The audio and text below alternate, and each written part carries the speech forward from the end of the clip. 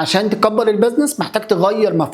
مفهوم ان الاي ار بي مش هو الحل، ان السوفت وير الحسابات مش هو الحل، وانك تعرف تفرق ما بين الاداره الماليه والحسابات، وان الحسابات بتقيس لك الداتا والاداره الماليه بتقيس لك القرارات اللي المفروض تروح لها ناحيه الفيوتشر او ناحيه المستقبل في الاداره الماليه رايحه لغايه فين. عشان تكبر البيزنس محتاج تغير مفهوم ان الحسابات والاداره الماليه حاجه واحده، وان السوفت وير هو الحل بتاعهم. السوفت وير عمره ما كان الحل قبل ما يكون في مانيوال وطريقه ازاي تستخدم السوفت وير ده، والسوفت وير عمره ما كان الحل قبل ما تروح لنتيجه قرايه الداتا اللي هو بيديها لك هتوصل بيها لايه وهتروح بيها لفين. عشان تكبر البيزنس محتاج تشوف السوفت وير بشكل مختلف، وتشوف الاي ار بي سيستم بشكل مختلف، وتشوف الداتا اللي خارجه من البيزنس عندك بشكل مختلف، اللي بيها تقدر تبني قرارات صح على طول، سواء انت موجود او مش موجود، سواء انت في البيزنس او مش في البيزنس.